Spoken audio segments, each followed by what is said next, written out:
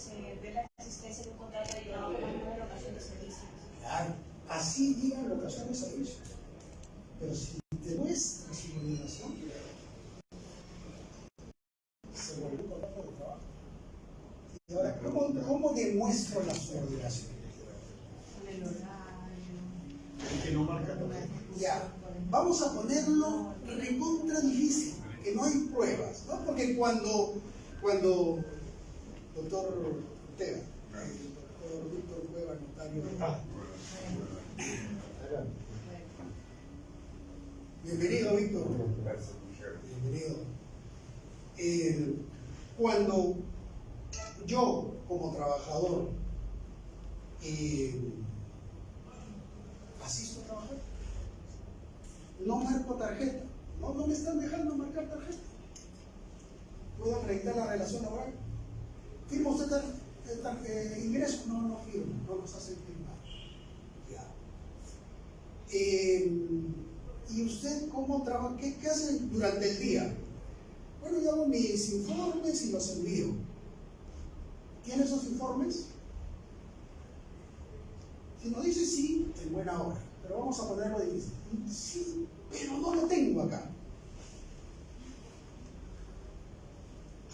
Imprímalos.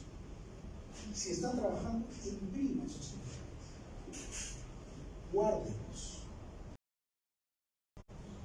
Pero si reclamo ahorita, me van a despedir, me van a votar. No reclames ahorita. Los derechos laborales prescriben 4 años después de terminar la relación laboral. Y si voy a reclamar una reposición o indemnización, tengo 30 días hábiles para reclamar, después que venció el contrato. Mientras está vigente el contrato, yo puedo tener todos los incumplimientos y todo lo puedo reclamar al final. Yo siempre recomiendo a los clientes, no reclames ahí mismo. Porque si tú vas a reclamar ahí mismo, te van a despedir. Y te vas a quedar sin trabajo. Y para buscar, y mientras hacemos algún juicio, demora 4 años. Pero yo conozco un caso de un trabajador que ya viene trabajando 6 años. Son 6 años sin vacaciones. Y el hombre tampoco voy a no dar más. Y está con ese mismo miedo, ¿no? Pero lo junta. Al final va a cobrar triple. Vacaciones no gozadas son triple. Sí. Gratificaciones son 2 sueldos por año. Es decir, 6 son 12 sueldos adicionales a todo. ¿Sí? Vale la pena el esfuerzo. ¿Por qué? Porque lo otro es reclamar. Si usted le dice, no, vaya y reclame de una vez, exija sus derechos, no pasa del día siguiente. Entonces, lo que nos recomienda es que nos aguantemos hasta que el contrato acabe para que ellos no tengan poder sobre nosotros y podamos. Exacto. Eso está bien. Pero. Exacto. Ahora, eso está bien, dice. Tengo que aguantarme. Es que tiene 2 caminos. Puedes reclamar inmediatamente, nadie te dice que no. Pero no analices tú si puedo reclamarlo, porque la respuesta va a ser sí, porque tienes tu derecho. Pero me conviene. Porque voy a reclamar y me van a despedir. ¿Bajo qué fundamentos se van a despedir? Un despido arbitrario. Va a ser un despido arbitrario. Reclamas. Reclamó, eres. ¿Sabes qué? Chao. Pero yo no he cometido ninguna falta. Chao. Despido arbitrario, tienes 12 sueldos de indemnización, es cierto, lo tienes, pero no te lo va a pagar. No te va a decir, ya, te despedido, como acá están tus 12 sueldos. No te va a decir. Te va a decir, reclama, pues. Eso es la realidad. Ese es el tema, la realidad. Porque si el reclamo fuese resuelto rápido, sí, ¿qué pasaría si cambiara el sistema judicial y los reclamos se resolverían en 2 meses? Yo reclamo inmediatamente, me despiden, a los 2 meses ya solucioné mi problema. Pero si el reclamo demora 4 años, Usted tiene que demorar tanto. ¿por qué tiene que demorar tanto? Si la nueva ley procesal del trabajo dice que son 4 meses o 6 con todo. Siquiera hay un montón como para que hayan demasiados para cubrir, ¿o no? No, el tema es falta de personal en el Poder Judicial. Una pregunta. Con respecto a la subordinación, yo entiendo que es claro determinarlo porque estamos hablando de horario, te impactan una serie de medidas en el sitio de trabajo, pero ahora después de la cuarentena se ha observado que hay muchas personas que trabajan remoto. Entonces, cuando tú no trabajas en el sitio de trabajo como tal y trabajas remoto, es más difícil demostrar la subordinación. Porque normalmente en la ocasión de servicio tú puedes decir, estoy prestando un servicio, está fuera de la oficina. Claro. Si no está uno en la oficina, obviamente que va a ser más difícil, pero ese trabajo que uno hace debe tratar de que quede claro, el rastro de qué trabajo hice. Los mensajes que te manda tu jefe para que trabajes en tu casa pueden servir para probar la subordinación. Claro. Hasta los mensajes de WhatsApp. Sí, eso me gusta.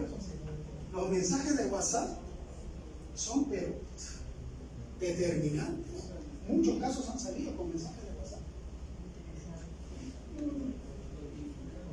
Porque sabiendo que se determina la diversidad de la realidad en el ámbito público, ¿por qué no se regulariza? Yo tengo presente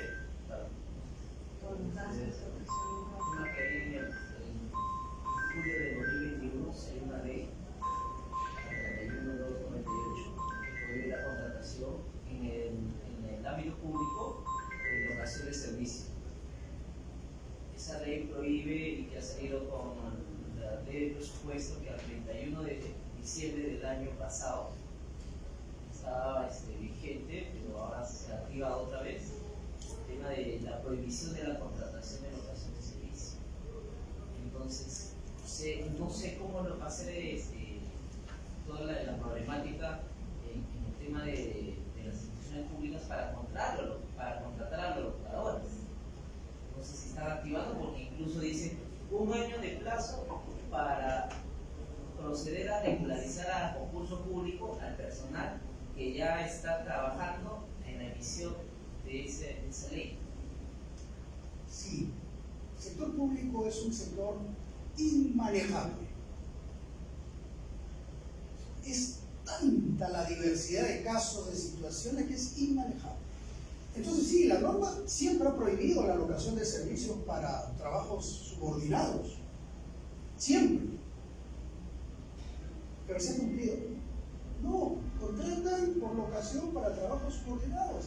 Y aquí no, en la realidad encuentra en su oficina personas trabajando por locación, con horario, y está prohibido. Las personas podrían decir que ya esta ley le favorece para que le genere un concurso público. Lo que pueden hacer, o sea, el trabajador público tiene un tratamiento diferente para los casos de reposición, porque ya el tribunal ha dicho que tiene que ser una plaza presupuestada, tiene que haber entrado por concurso, es decir, requisitos adicionales al sector privado. Pero al menos tiene sí la opción de que se reconozca su derecho de, si no es de reposición, porque ¿por qué la diferencia entre el privado y el público? Porque el dinero es del Estado, no es de una empresa privada. Y el dinero del Estado se rige por presupuestos anuales. Este año se gasta lo que ya estaba aprobado en el año pasado. No puedo yo gastar más de lo que se aprobó el año pasado. Entonces yo, para incluir en la planilla permanentemente a ese trabajador, tengo que incluirlo en el presupuesto del próximo año. Normalmente tengo conocimiento que a veces tienen trabajando personas más de 5 años, 6 años. O sea, el tema del presupuesto ya está. La Ministerio de Economía, año tras año, siempre va girando y la entidad siempre ha estado. O sea, para mí, para entender el tema del presupuesto, no sería un problema mayor, porque ya está presupuestado, el dinero ya está. Está presupuestado bajo locación. Claro. Y los ingresos que percibe un trabajador de locación son inmensamente menores que un trabajador de planilla. Claro. Es que esa es la finalidad de la simulación, doctor, que tiene el Estado para evadir sus responsabilidades laborales. Así es. Así es, ¿por qué? Porque el trabajador de planilla va a tener más derechos que el trabajador de locación. Y en ese caso, los jueces, ¿cómo resuelven? Los jueces resuelven otorgando el derecho. Si hay subordinación, te reconocen el contrato y ordenan que se le pague. El problema de litigar contra el Estado es que no puedes embargar al Estado. Puede estar tu orden, tu resolución que la ganaste hasta en la Corte Suprema, que te reintegren lo que no te pagaron desde hace 10 años. ¿Cómo lo ejecutas? No puedes embargar al Estado. Entonces hay una ley que sí dice que las deudas laborales del Estado se deben de pagar, dice. Miren qué más dice. Y se irán agregando al presupuesto del siguiente año en la parte proporcional. Por ejemplo, mi papá trabajó 46 años en el Poder Judicial. Le ordenaron un reintegro como de 60.000 soles. ¿Acaso le pagaron? Se lo prorratearon más de 10 años. Porque le pagaban mensualmente 500 soles, así estaba en el presupuesto. Se murió mi papá y no terminaron de pagar. El Poder Judicial, el Estado. Esa es la realidad. Eso es lo que pasa.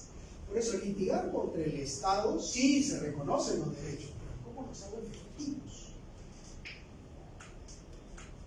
Eso es lo que pasa. Contra las municipalidades, ¿cuántas sentencias contra las municipalidades hay que no se pueden ejecutar?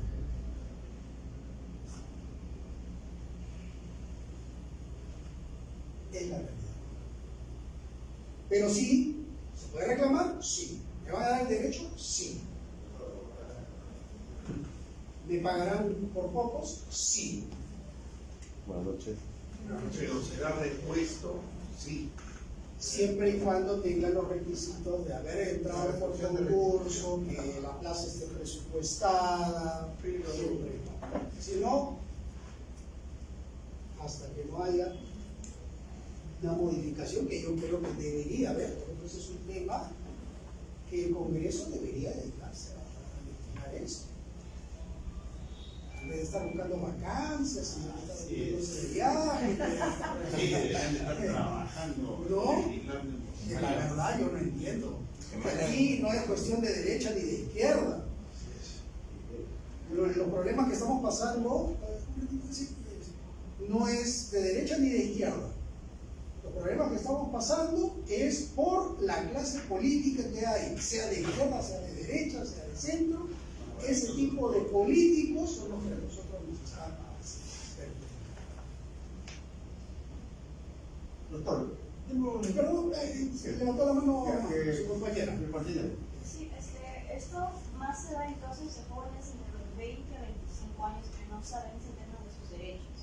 Más que todo cuando, digamos, prestas un servicio a una empresa que es un amigo, una amiga, y te dicen, entras 3 meses como prueba, pasan 3 meses, te vas a enfocar en diseño, por ejemplo. Pasan 3 meses y sigue, no se firma ningún contrato, llega 1 año, 2 años, y le dan quizás el beneficio de que pueda hacer sus clases durante el horario que le han programado, diciendo que cuando va a entrar solamente en una función que es hacer diseños, pero pasando el tiempo le agregan más funciones y bueno, se acepta, ¿no? Porque igual se le está pagando. Pasan 3 años, 4 años y dice la persona, bueno, renuncio porque no me gusta el ambiente y pido mi liquidación. Y él me dice, oye, pero no se va a dar un contrato. Y además te he dicho, o sea, te he dado la oportunidad de que hagas clases durante el horario de trabajo. Agradéceme, agradéceme que estás trabajando. Gracias a mí, ¿no? Claro, pero no he hecho solamente una función, he hecho varias funciones, he hecho muchas funciones, más de lo que incluso yo pensé. Doctora, lo que usted dice es cierto. los jóvenes no saben a qué tienen derecho. Y esa forma de trabajar así en la informalidad, por ejemplo, ¿acaso se necesita un contrato por escrito? ¿De verdad? El contrato de trabajo no necesita ser por escrito. Basta que yo demuestre que trabajé, ya existió el contrato de trabajo. Y ese contrato ya se convirtió en Indeterminado. No está bien. Si yo me voy al juez, el juez no me va a decir, presénteme su contrato de trabajo, no. El juez lo único que me va a decir, demuéstrame que usted trabajó ahí. Ah, sí, yo ahí tengo los informes, tengo los WhatsApp. Ah, ya, perfecto. ¿Qué cosa se aplica después? El principio de inversión de la carga de la prueba. Es decir, ya, Pablo Quiroz demostró que trabajó ahí. Automáticamente todo se invierte hacia la empresa. Demuéstrame bajo qué condiciones trabajo. No que yo le daba permisos para que se vaya a estudiar, yo al contrario, gracias a mí se ha ganado una platita. Ya, pero los derechos me han pagado. No, porque era un apoyo. ¿Cómo que un apoyo? Eso no existe. En la legislación laboral no existe el apoyo. De 8 de la mañana a 5 de la tarde. No existe. En la legislación laboral eso es un contrato de trabajo. Y si es un contrato de trabajo, tienen todos sus derechos. Entonces, eso es lo que no. Y también otro de los. Me ha hecho acordar uno de los puntos, el periodo de prueba. Muchos dicen 3 meses, chao, hasta aquí nomás trabajas. Sí, es cierto. La ley dice que desde los 3 meses, en cualquier momento, te pueden decir, chao. Es cierto. Pero si me dicen eso, ¿me tienen que pagar algo? No, ya no, pues si estás en periodo de prueba, ¿qué te van a pagar? Solamente tu sueldo. No, señor. No es así. El periodo de prueba es solo para la estabilidad. Pero los demás derechos, todos los ganan. Tengo derecho a vacaciones truncas, vacaciones tasadas en 3/12. Tengo derecho a gratificación trunca. Si trabajé 3 meses, son 3/6. Tengo derecho, si hice horas extras, a horas extras. Tengo todos los derechos. Lo único que no tengo derecho es la estabilidad dentro de esos 3 meses. Nada más. Y el resto me lo tiene que pagar. Una consulta. Y a lo que dice que son nombrados así de confianza, ¿Por qué? cargos de confianza que dice. Cargo de confianza. El cargo de confianza es una relación laboral especial. El cargo de confianza es un trabajador que trabaja en contacto permanente con el empleador, es decir, con los mandos directivos. Yo trabajo con el gerente, con el subgerente, con el jefe de planta, yo trabajo directo con él, soy un trabajador de confianza. ¿Tengo acceso a información reservada del empleador? Tengo calidad de trabajador de confianza. ¿Mis opiniones sirven para la toma de decisiones en la empresa? Cargo de confianza. ¿Qué significa? Que si tengo cargo de confianza no tengo estabilidad. Sí, todos los derechos laborales. CTS, vacaciones, gratificaciones, horas extras, utilidades, todo. Pero no tengo derecho a permanecer en el trabajo. En cualquier momento me retiran la confianza y chao. Esa es la diferencia. Pero ojo, hay casos especiales de trabajadores de confianza. ¿Cuál? El trabajador de confianza, por ejemplo, Pablo Quiroz lo designan en la empresa, va a trabajar con el gerente. ¿Desde qué va? Trabajador de confianza. En cualquier momento le retiran la confianza, chao, perfecto. Pero ¿qué pasa si Pablo Quiroz ya venía trabajando en la empresa sin cargo de confianza? Y después lo promueven. Le dicen, va a ser trabajador de confianza. ¿Pierdo la estabilidad? No. No pierdo. Si me quitan la confianza, lo que debo hacer es regresar a mi puesto anterior, que no tenía confianza. Si me quitan la confianza y me despiden, arbitrario. Ese es el trabajador de confianza puro, que es el que llega de frente al puesto, y el trabajador de confianza de carrera, que es el que viene ascendiendo a lo largo de tiempo. Doctor, ¿y este cargo de confianza debe estar establecido de forma contenido en un contrato escrito o se puede demostrar en el hecho como tal? Se demuestra con la labor que se realiza. No solamente porque el empleador me dice, usted es de confianza, y ya se toma como de confianza. Porque yo puedo decir, claro, mi boleta dice trabajador de confianza, claro, me han pasado una comunicación que dice que ahora soy trabajador de confianza, pero sigo haciendo lo mismo. Y yo no tengo las características, yo no emito informes para la toma de decisiones, yo no tengo acceso a secretos industriales, no, nada de eso. Pero sin embargo me han calificado como de confianza, mi boleta dice trabajador de confianza. Entonces yo cuestiono eso y la realidad, primacía de la realidad. ¿Cuál es la labor que usted realiza? A, B, C. Doctor, una consultita. Bueno, se supone, ¿no? ¿Cuáles son, digamos, los elementos probatorios de un trabajador? Uniforme, carnet o foto que es hasta una reunión. Y es más, hay una boleta. Porque yo tomé un caso de un obrero, ¿no? Que había trabajado. Pero el empleador arbitrariamente lo despidió y es más, lo insultó, le dijo lo que él quería. Entonces yo, ya, muy bien. Lo demandé, pues. Y le hice un embargo y le saqué el triple de lo que le debía. Es más, lo denuncié ante la ciudad, ante la municipalidad. A lo que lo dejé en el suelo. Y él quiso negociar conmigo, mi hermano. Aprende a ser un empresario decente. Tú ganas plata, pero tampoco abuses de la gente.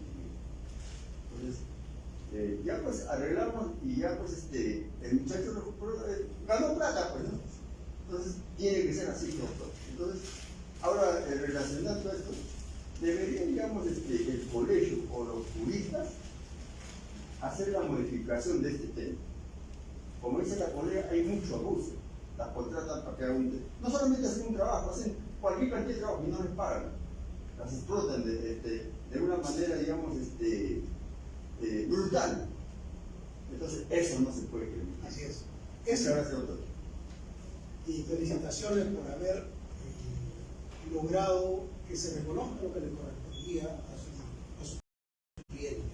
Porque casualmente nosotros los abogados, para eso estamos. Para eso es que nosotros salimos y para eso nos capacitamos, para eso venimos acá. No porque Pablo Quiroz sepa un montón, no, yo jamás voy a pretender saber un montón. Todos aprendemos todos los días, todos. Tendré un poquito más de experiencia, más viejito, pero que sepa todo, jamás, nadie puede saber todo. Pero por eso es que venimos nosotros acá, conversamos, yo les cuento la realidad. ¿Por qué sucede eso? ¿Por qué tengo que aguantarme? Yo considero que es la mejor forma de recomendarle a mi cliente. Claro, mi cliente dice, no, ¿sabes qué, doctor? Ya no aguanto más, me voy. Perfecto. Reclamamos y se plantea la. Pero eso ya va a depender del cliente. Nosotros los abogados recomendamos. Quien toma la decisión final es el cliente. Entonces, por eso es que siempre tenemos que estar actualizados. Seguimos un poquito. Entonces, ya entrando a lo que dijimos, los contratos modales, estos son a plazo fijo, y lo dice el artículo 53, que los contratos de trabajo sujetos a modalidad, es decir, los contratos a plazo fijo, pueden celebrarse cuando así lo requieran las necesidades del mercado o mayor producción de la empresa, cuando lo exija la naturaleza temporal o accidental del servicio que se va a prestar. Entonces, la legislación contempla estos contratos a plazo para casos especiales, no para cualquier labor. Yo no puedo contratar para cualquier labor al trabajador con un contrato modal. No puedo. Yo he visto que contratan, por ejemplo, a la secretaria, Un chofer, a una abogada. con contrato modal. Puede ser. Porque el contrato modal, o sea, el contrato a plazo fijo, es especial, es la excepción. Y solamente se contrata cuando hay causa objetiva, dice la ley. ¿Qué cosa es causa objetiva? Una razón de por qué es temporal. Claro que si la secretaria se fue de licencia por maternidad, sí es una razón. Pero si no hay esa razón, pues falta una secretaria más. Traemos a una secretaria y la contratamos, contrato modal. Ese contrato está desnaturalizado. Ese contrato no tiene efectos legales. No tiene efectos legales no porque no haya relación laboral, sino que no tiene efectos legales de temporalidad. Porque ese contrato, esa relación laboral de esa secretaria es indeterminada. No es a plazo fijo. Y así firme, así acepte, se demanda la desnaturalización del contrato, se demuestra, no tiene que demostrar, la trabajadora no tiene que demostrar, quien tiene que demostrar que hay una causa objetiva temporal en la empresa. Porque yo demando, señor juez, fíjese, yo tengo este contrato modal, lo he firmado, he venido trabajando, dice que es temporal, y la labor que yo hacía no era atender a la secretaria. Fue voltear y a la empresa le dice, a ver señor, ¿por qué ha sido temporal? ¿Cuál es la razón que sea temporal? No, fíjese que teníamos bastantes pedidos en la empresa, entonces ya la secretaria no se daba abasto y necesitamos apoyo para ello. Eso no es una razón. Mala suerte, señor. Porque esta señorita tiene contrato de maternidad.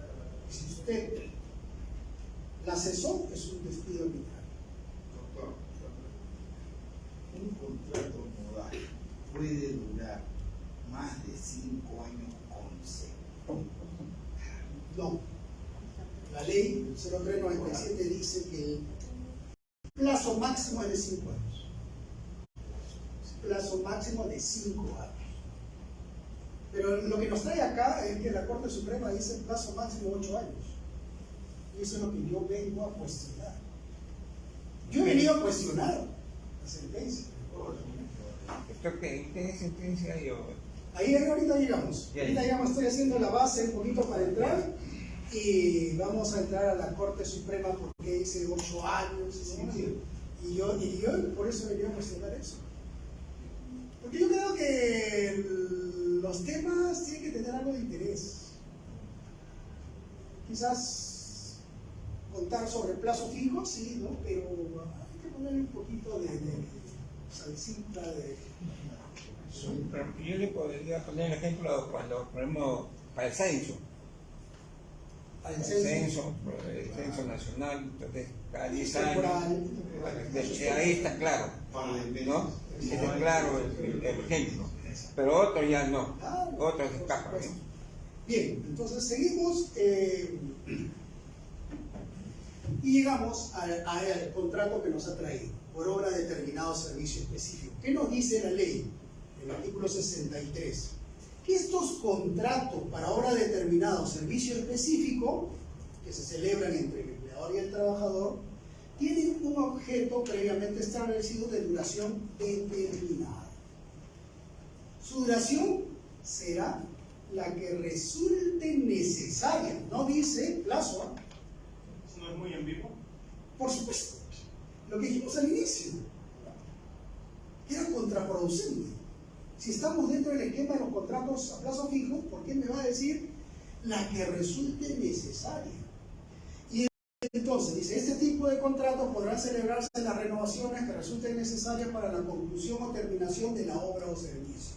Asume el legislador de que hay una obra que la obra de todas maneras va a comenzar y también va a terminar una obra. O sea, por ejemplo, una construcción podría calificar. Podría calificar. Y puede que esta construcción al principio se tenga que la terminaremos en unos, no sé, unos 5 años, pero resulta que va a demorar más y van a seguir extendiendo su contrato, pero va a seguir calificando como modal a pesar de que se ha dado el tiempo que debería ser el de 5 años normal, como dice la ley. Hay proyectos que demoran 15 años. Y 15 años voy a estar contratado a plazo fijo. 15 años. Entonces,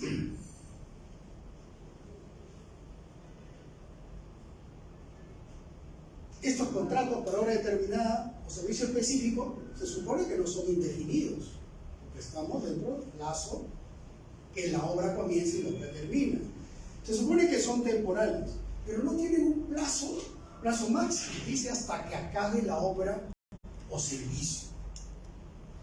Entonces aquí vienen las dos casaciones que yo vengo a cuestionar académicamente, no personalmente, académicamente. Eso siempre y cuando hay una razón externa muy razonable del cual se esté demorando el proyecto, o por simplemente, digamos, no sé, me equivoqué en esto y como se va a cambiar, va a demorar más tiempo. La equivocación no le va a hacer, como dice el principio, ¿no? El error no genera un derecho. O sea, si se equivocó alguien y dice, mira, esta obra no va a ser de 2 años, va a ser de 20 años, ¿le va a dar derecho a la empresa a contratar 20 años? No. O sea, ese error no puede atribuirse como una razón válida para extender un contrato excesivamente. Entonces, vienen estas casaciones, la 1009, 2004 y la 1004, 2004, una de Lima y otra de Tacna, que en resumen, ¿qué cosa es lo que dice? Es la demanda de un trabajador que venía laborando en un proyecto con contrato por obra, es decir, comenzó desde que el proyecto se inició y termina su contrato cuando acaba el proyecto. Pero ya estaba trabajando 11 años en ese proyecto. ¿Es razonable que un contrato modal se extienda tanto tiempo? No es razonable. Entonces la Corte Suprema dice, ¿no? Bueno, como la ley no establece un plazo, dice hasta que la obra culmine, nosotros aplicando el principio de proporcionalidad, señalamos con carácter de jurisprudencia que estos contratos por obra o servicio, si duran 8 años, pueden durar hasta 8 años. Si van más allá, ya se desnaturaliza. 8 años. Entonces ahí viene mi pregunta. ¿Cómo que el principio de razonabilidad me va a dar para definir que sean 8 años? ¿Qué cosa es la razonabilidad?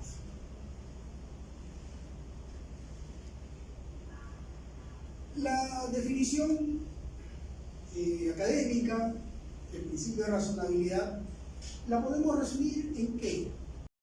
En que son decisiones acordes al razonamiento, al análisis del caso en concreto. La decisión que se toma en función al caso concreto. Eso es una decisión con razonabilidad. Razonable. Entonces, Bueno, dice el ser humano, sus relaciones laborales, proceder conforme a la razón, se trata de una especie de límite, un freno formal y elástico, etcétera, etcétera, etcétera.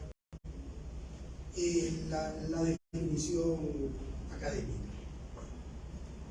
Entonces yo digo, si aplican el principio de razonabilidad, ¿por qué no puso 8 años? ¿De dónde salió 8 años? Porque también si leemos la sentencia, no dice por qué 8 años. Dice, aplicando el principio de razonabilidad, entonces, estos contratos, si pasan de 8 años, nosotros como jueces creemos que ya recién ahí se desnaturaliza el contrato por obra determinadas en la sentencia. 8 años. ¿De dónde salió 8 años? Tanta motivación. Pudieron haber sido 9, 10, 11, 12 años con ese criterio. 3. ¿Por qué 8 años? ¿Cuál no está la fuente, doctor, de esa sentencia? La solución, la fuente, cuando ¿qué se ha basado? Las sentencias, esas sentencias. Pero ahí en la sentencia debe haber dicho algún... Dice, aplicando nuestro criterio con razonabilidad, nosotros establecemos que sean 8 años. Está muy interesante para leerlo pero yo un poquito más allá. Pero ¿qué criterio es que aplicando 8 años? Así es. O sea que ahí no hay, es como si estuviera jugando a la adivinanza. Así es. Eso es lo que yo cuestiono, eso es lo que yo critico. Yo resalto sí. Es una idea subjetiva. Ellos, los supremos, son perpetuos. Ellos sí. Así es. Lo demás. Yo sí resalto la voluntad de los jueces supremos de querer llegar a solucionar lagunas, ¿no? Es así, la voluntad de querer, sí. Pero el cómo y el por qué, establecer ese plazo sí lo cuestiono. Está bien, señor juez, usted, mi padre era juez, toda su vida era juez. Hizo su carrera brillante hasta la Corte Suprema. Le tengo mucho respeto a los jueces. Y dentro de ese respeto cuestiono las decisiones, como todos tenemos derecho a cuestionar decisiones. Para eso nos hemos formado, para tener fundamentos para cuestionar decisiones, si no nos parece. Como también estoy de acuerdo con muchas otras decisiones. Pero cuando no, sustento el porqué no. Entonces, ¿acaso esto no sería discriminatorio en relación a los otros trabajadores que tienen como plazo máximo 5? O menos también. Tal vez, estoy pensando, somos Dale. Dale. El tema tal vez es como la ley dice que es el plazo máximo de 5 años. Y en este caso particular, aterrizando en el caso particular, son 12. Entonces, hagamos la cuenta, ¿no? 5, 6, 7, 8, 9, 10, 11, 12, son 7 años. Lo ha partido en la mitad. De 5 más 3, 8 y 4 ha quedado. Algo así tal vez ha hecho pues dentro de su análisis. No estoy pensando. Ya, yo también por ese lado pensé, pero también tengo un argumento de por qué no debería yo pensar así. Y vamos a llegar ahí a ese punto. ¿Cómo estamos de tiempo, doctor Ortega? Quiero exceder y cansar aquí Ay, no, cansar a tan abrumador auditorio. Y aquí ahora vienen los vinitos. Ya viene, como dice. Es parte de la exposición el darnos un ligero break así en la cabecita de 2 segundos para pensar en otra cosa y no cansamos. Doctor, yo por ejemplo me ponía, a ver, ¿qué criterio me hace llevar para yo tener el principio de razonabilidad, ¿no? ¿Cuál es la razón? Me pongo los ejemplos, trato de poner los ejemplos. Un estudiante de medicina tiene 9 años para estudiar. Un estudiante de derecho, 6 años. Un estudiante a cualquier título, para sacar un título de son 5 años. Un estudiante de Instituto Superior Tecnológico, 3 años. tiene que tener una razón que no, yo, para mi pensar, no debería ser más de un año. No, es así, ¿no? Para un año puedes terminar, ¿no? Sí. No necesariamente 6 años. Porque para uno se pone a contar, voy a estudiar 6 años de derecho, se le hace inmenso, el camino se le hace largo. Uno recién comienza, 16 años. ¿No? Pero imagínense en medicina que son 9 años y todavía con especialización. Pero se pasa rápido, no sé si ustedes no lo hacen. Bueno, me parece que fuéramos ayer. Se pasa, pero así, ya. Cuando ya te das cuenta, ya estás en la mitad de la carrera. No, es como la grada.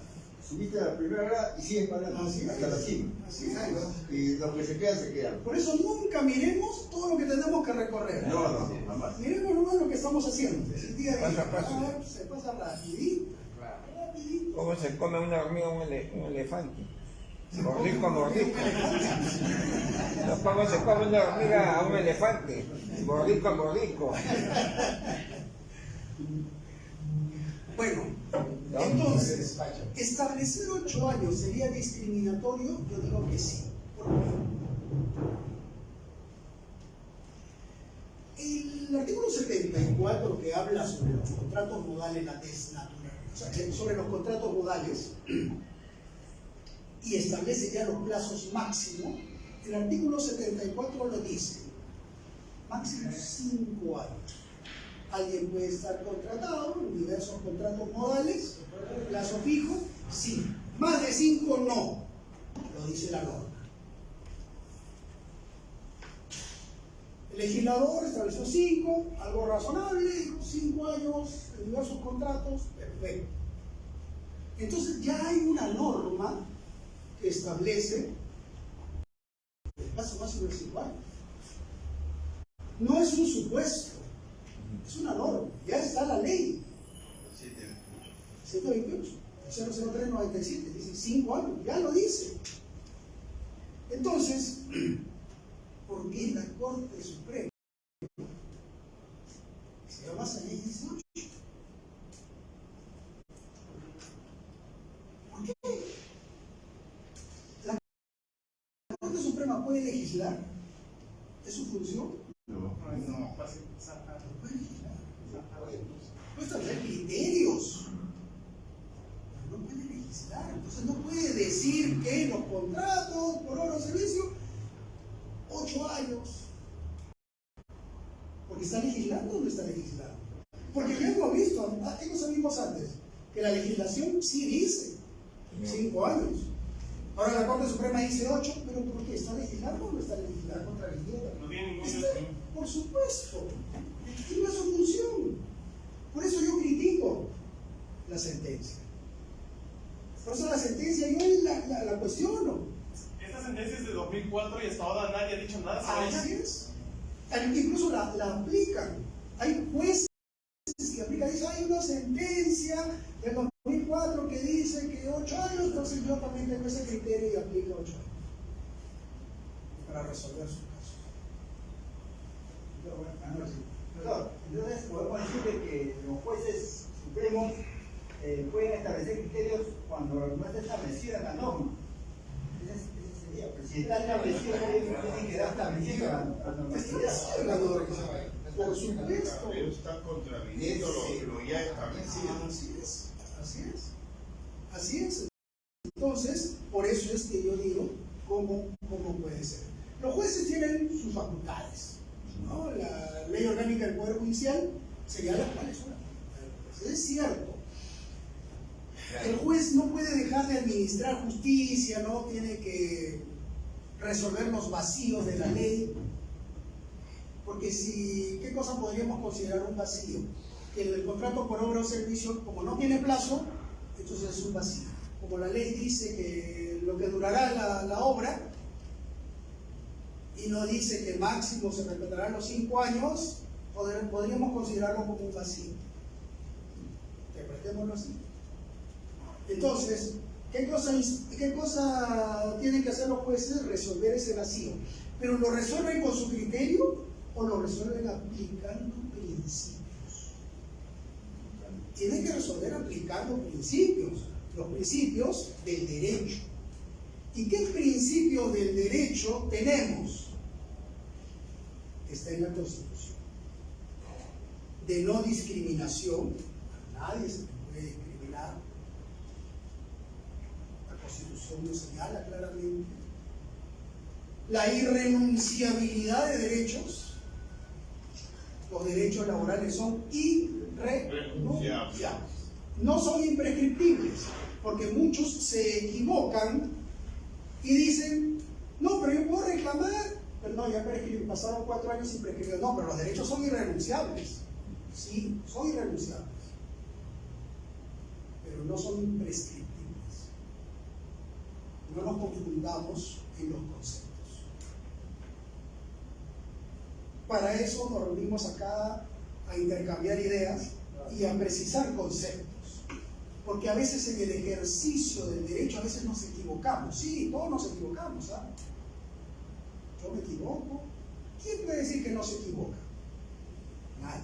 Somos seres humanos. Somos seres humanos. Pero, casualmente, tener presente, ¿no?, que la irrenunciabilidad de derechos no tiene nada que ver con la imprescriptibilidad de los derechos. Los derechos, en el principio, del indubio pro operario. Que la duda favorece al trabajador. Pero, Bueno, ¿qué tipo de duda? ¿Qué tipo de duda? ¿Todas las dudas? No, la interpretación de la norma, ¿no? Así es, la duda normativa, no la duda fáctica. ¿Qué cosa significa? ¿Cuál es la diferencia entre la duda fáctica y la duda normativa? En que entre un hecho que a mí como juez me dé algo de duda, un hecho, yo puedo decir, no, pues entonces si ese hecho a mí me ocasiona duda, entonces yo aplico el principio del indubio pro operario y le doy la razón al trabajador. No, porque el indubio pro operario no es para la duda fáctica de hechos, es para la duda en la aplicación de 2 normas. Cuando hay 2 normas, ¿cuál es la que tiene que aplicar el juez? La norma que es favorable al trabajador. La de 5 años. Por supuesto. Entonces, y el principio de primacía de la realidad, que ya hace un rato algo hemos. Entonces, bajo estos principios, el juez tiene que resolver el caso que hemos visto. Un poco ahí, Wilfredo Sanguinetti también hace una definición ahí de que los contratos pues no pueden ser extensivos. Wilfredo Sanguinetti es un profesor de la Universidad de Salamanca, reconocido, laboralista, que viene muchas veces al Perú, es peruano incluso, un profesor de la Universidad de Salamanca, enseña en la Universidad de Salamanca, pero es peruano. Entonces, él tiene esa definición, ahí también se las he detallado en qué publicación de él se encuentra la definición en cuanto a esa limitación en los contratos. Entonces yo digo que sí hay discriminación, pues. ¿Por qué? Porque a un trabajador por obra de servicio le dices máximo puedes estar esperando tu estabilidad 8 años, mientras que al otro 5 años. ¿Habría discriminación entre los dos? Por supuesto que hay discriminación. Entonces, si yo como juez tengo que aplicar el principio, la ley orgánica me dice que para yo resolver ese vacío tengo que aplicar el principio de no discriminación, tendría que observar esto. Que no haya discriminación. O sea, el trabajador de obra o servicio va a estar 8 años contratado. Los otros 5. Pues estoy... Sí, por supuesto. Entonces, yo considero que esa sentencia, en primer lugar, hay un aspecto de discriminación en cuanto a ambos contratos. Y esta discriminación está proscrita no solamente por nosotros, dentro del ámbito internacional. La Constitución española, en su artículo 14, señala de que la discriminación, señala de que los españoles son iguales ante la ley sin que pueda prevalecer discriminación alguna por razón de nacimiento, raza, sexo, edad, etc. La Constitución uruguaya, en su artículo 8, todas las personas son iguales ante la ley, no reconociéndose otra distinción entre ellas, sino la de los talentos y de las virtudes. La Constitución alemana, en su artículo 3.1, la ley fundamental de Bonn de 1949, todos los seres humanos son iguales ante la ley. Y nosotros en la Constitución, en el artículo 2 y el inciso 2, Todas las personas sí, tienen derecho a igualdad. igualdad. Entonces, internacionalmente, los jueces, para poder resolver y aplicar los principios del derecho, no solamente son los de derecho que inspiran el derecho peruano, sino también los principios que inspiran el derecho internacional. La doctrina europea igualmente. Si más aún tenemos que sustentar una sentencia de la Corte Suprema, pues tengo que recurrir a lo que dice la Corte Suprema. Lo que dicen los derechos laborales inespecíficos, laborales. Los derechos laborales inespecíficos y los derechos laborales específicos tratados por Carlos Palomeque, profesor español, indicó claramente qué cosas son los derechos laborales inespecíficos, a diferencia de los derechos laborales específicos. Eso lo expliqué, doctor Ortega, se acuerda en una de las clases del diplomado el año pasado, ¿no? Creo que tocamos ese tema de los derechos laborales inespecíficos. En resumen, para que les quede, yo siempre hago en clase, siempre les pongo, imagínense una línea acá, y Pablo Quirós todavía no entra a trabajar. Pablo Quirós es un ser humano que tiene derechos fundamentales. Tengo derecho a la vida, tengo derecho a la propiedad, tengo derecho a la intimidad, tengo derechos que como ser humano los tengo. Cuando yo entro a trabajar, cruzo la línea y paso a tener en un contrato de trabajo, ¿pierdo esos derechos? No los pierdo, los mantengo. ¿Adquiero más derechos? Sí, los derechos laborales, la CPS, vacaciones, gratificaciones. Entonces, ¿qué cosas son los derechos laborales inespecíficos? Son los derechos fundamentales que yo tengo antes de entrar al contrato y que no los pierdo cuando entro al contrato. Son inespecíficos.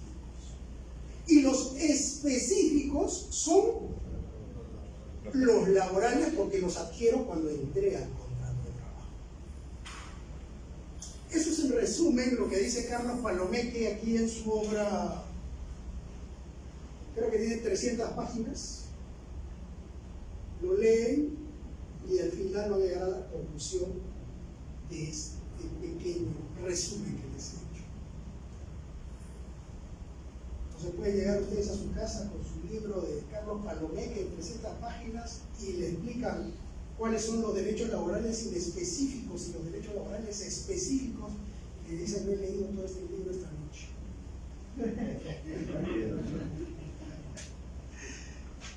Fácil. Entonces, esos derechos laborales inespecíficos no los pierde el trabajador y Son inherentes al ser humano, y por consiguiente, en el análisis de la sentencia, no debería perder el derecho a la no discriminación.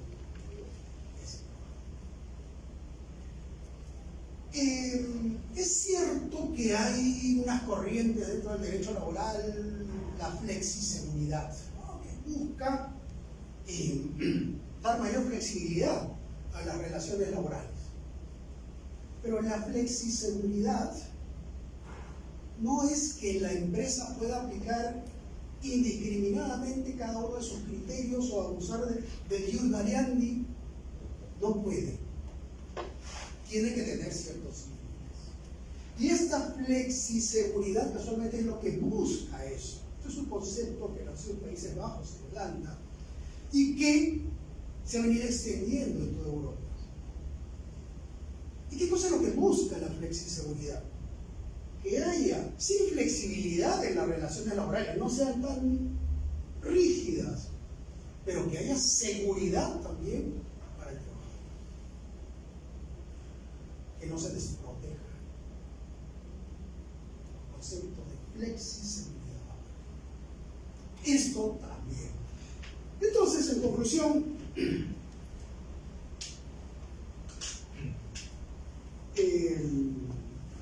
¿por qué establecer el plazo máximo de 5 años cuando ya hay la norma?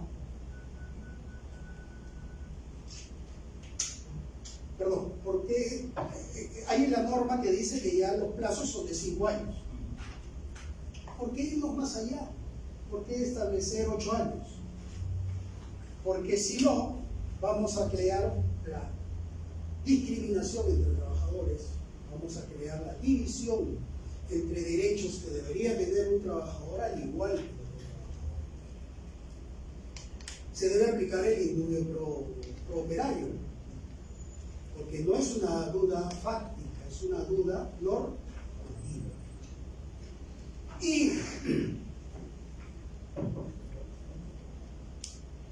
establecer los 5 años para todos, sin establecer diferencias, ayuda a lo que se llama fortalecer la teoría de la predictibilidad.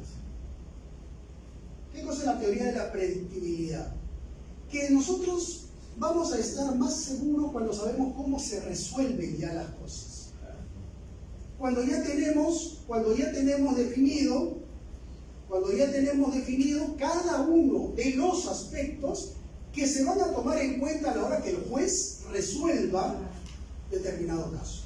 Ya sabemos por qué camino va a ir ese proceso. Ya sabemos qué es lo que va a resolver. La predictibilidad ayuda.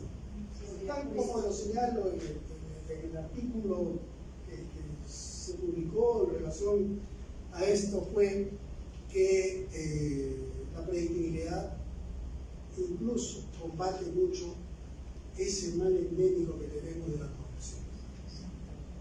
Porque ya sabemos cómo van a resolver los jueces y no dejamos a libre albedrío el actuar de malos profesionales, malos jueces.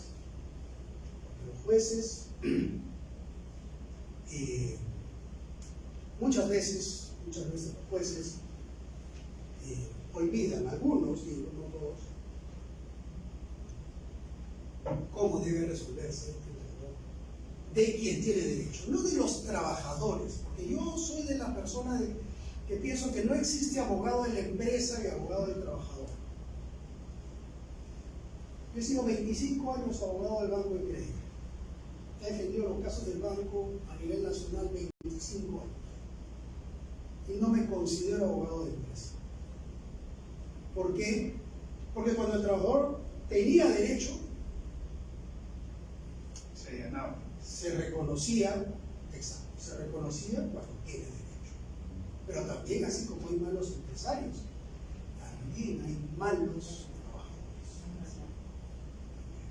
trabajadores que roban descaradamente, trabajadores que incumplen sus obligaciones, trabajadores que delinquen dentro de la empresa.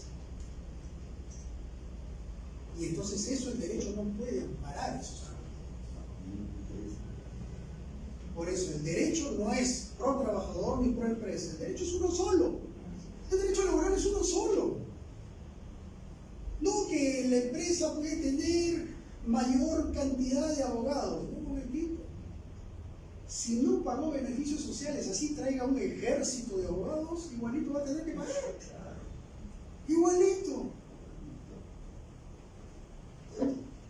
Y si el trabajador robó, pues tiene que ser castigado. Y es sancionado. Entonces, en resumen, esa es mi posición, que no pretendo cambiar la idea de cada uno de ustedes, sino he venido a contarles cuál es mi posición, para que cada uno de ustedes solitos elaboren su forma de pensar y desarrollen esa creatividad legal que es innata y que los felicito por haber venido esta noche. Muchas gracias. Tenía cuatro temas de naturaleza coyuntural laboral, pero con esto quiero terminar. Y si en algún otro momento, doctor Tea, pero yo traía un poco cómo iba la evolución de los conflictos laborales en el Perú, cómo estaba la conflictividad en estos últimos años, qué cosa es lo que está ocasionando esta conflictividad laboral, qué cosa es lo que las empresas están viendo del 2023 hacia adelante para combatir esta conflictividad o para amenguar los efectos de esta conflictividad. ¿Y por qué yo traje un poco esos datos? Porque como abogados necesitamos saber eso. Porque si nosotros comenzamos a conocer qué cosa es lo que van a hacer los actores laborales, hacia eso nosotros como abogados podemos dirigir nuestros servicios. Si sabemos, por ejemplo, que las empresas van a buscar mayor cercanía hacia las relaciones laborales que sean más horizontales y que haya más contacto entre empresa y trabajadores, hacia eso nosotros como abogados podemos ayudar. Mayor desarrollo en nuestro ofrecimiento de servicios. Traía unas estadísticas ahí, para unos 20 minutos más, a veces hablo mucho.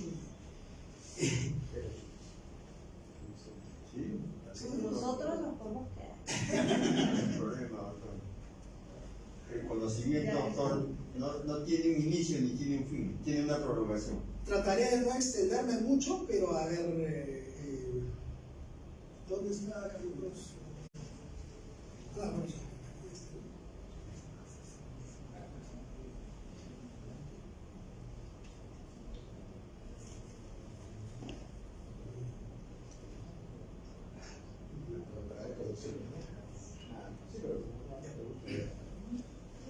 bien, rapidito vamos a ver esto un poco para que tengan la idea. Esta fuente sí la voy a mencionar, es un estudio económico laboral que realizó el estudio Vinatea y Toyama, que lo publicaron, y analizándola veo que es una muy buena recopilación de datos que los he traído para compartirlos con ustedes. No va a ser muy extenso. Bueno, el informe sí es muy extenso, pero he traído únicamente cinco. ¿No? Nos dice que cómo ha evolucionado las protestas colectivas y por qué motivos. Esto es lo que ha comenzado a reclamar los trabajadores. ¿Por qué se originan esos conflictos en la empresa? ¿Es verdad? Vamos a ver. Dice que han habido, por ejemplo, se registraron en el 2022 418 acciones colectivas de protestas laborales, ¿no? Entre movilizaciones, huelgas, bloqueos, ¿ya? Entonces, y que esto va creciendo, ha ido creciendo esto. Vemos acá, estos de acá son las protestas laborales. Las otras son protestas de otra índole, de educación, salud, etc. Pero las laborales son las que han venido incrementándose en relación al resto de protestas.